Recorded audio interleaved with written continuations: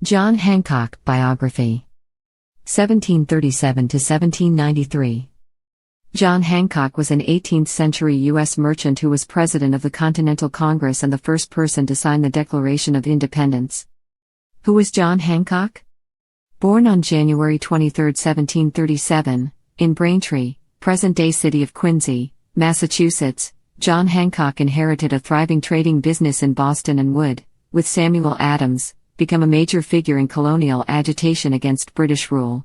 He was the first to sign the Declaration of Independence and would later be elected the first governor of Massachusetts. He also faced accusations of financial mismanagement. Early life. Hancock was born on January 23, 1737, in Braintree, present-day city of Quincy, Massachusetts, to Mary Hawke and the senior John Hancock, who was a clergyman. The elder Hancock died when John was a child, and his mother took him and his siblings to live with in-laws in Lexington. She later sent John to live with Lydia and Thomas Hancock, his aunt and uncle. The couple had no children and hence adopted the boy. Thomas was a wealthy merchant who owned a highly successful shipping business. John went on to attend Harvard College, his father's alma mater, graduating in 1754 and subsequently working with his uncle. In 1759, John ventured to London and lived there for a spell, returning to the colonies in 1761. His uncle's health was failing and upon Thomas's death in 1764, John inherited the family business and estate. Unrest in the colonies. Hancock, who reputedly maintained a lavish lifestyle and often faced staunch criticism for his exorbitance, would become a major figure in the American Revolution. In the mid-1760s, he won 2 consecutive political positions, first managing affairs on a local level in Boston and then moving to the colonial legislature. He entered politics at a time when American colonialists were becoming increasingly agitated by British parliamentary tax regulations and restrictions, with Hancock becoming inextricably involved due to his importing-exporting affairs. Protesting financial regulations like the Stamp Act and Townshend duties, Hancock commandeered public acts of protest. To avoid British taxation, Hancock had also allegedly taken to smuggling goods aboard his vessels. In 1768, Hancock's ship the Liberty was taken a hold of by British authorities who stated the merchant hadn't paid the required fees on his imports. Hancock was given a huge fine and taken to court. These actions in turn prompted mob violence on Boston streets and eventually led to British authorities sending in military forces. In 1770, after the Boston Massacre, where British troops fired into a crowd with no matching weaponry, Hancock chaired the committee that demanded the removal of British forces.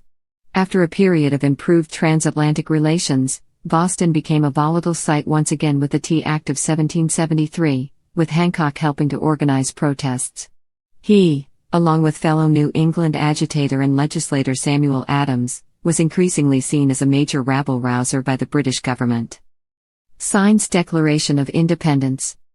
In 1774, Hancock was made leader of the Massachusetts delegate to the Second Continental Congress, which would convene the following year in Philadelphia. Yet Hancock and Adams were hunted by British General Thomas Gage. The two were warned by Paul Revere during his famous April 18, 1775 night ride, shouting out that British forces were on their way. Hancock and Adams fled Lexington, where they were staying, and eventually made their way to Philadelphia. The Congress met in May 1775. George Washington was appointed leader of the Continental Army while Hancock was appointed Congress president. Hancock would give the coming American war effort financial support while his presidential role was more of a figurehead position, with congressional decisions generally achieved through committee. In August of the same year, he wed Dorothy Quincy, who came from a merchant family as well. Hancock's business fortune by this time had significantly dwindled. Hancock became the first representative to sign the Declaration of Independence on July 4, 1776, a document which maintained that the 13 American states were free of British rule. Hancock left a sizable signature with flourish. The idea of leaving one's John Hancock on paperwork has meaning to this day. Becomes Massachusetts governor.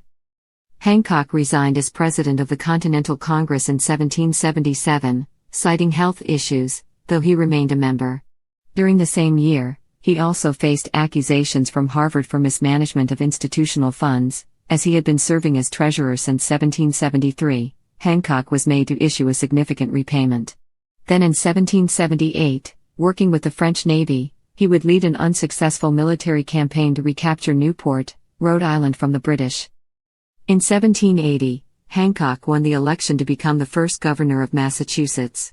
He held office until 1785 when he resigned, citing poor health once again. Yet his resignation also coincided with the forthcoming Shays Rebellion, an uprising from debt-burdened citizens of the state who were protesting high government taxation and state regulations. Hancock was believed to have mishandled the Massachusetts economy, yet he was re-elected to the governorship in 1787. The following year Hancock also won the presidency of his state's convention, whose purpose was to ratify the U.S. Constitution. Hancock ultimately pushed for constitutional approval despite some initial reservations, and also presented amendments endorsed by the Federalist Party. Hancock's name was in the candidate pool during the first U.S. presidential election, though he won a small share of electoral votes. Death. Hancock died on October 8, 1793, while serving as governor. He was buried in Boston, Massachusetts.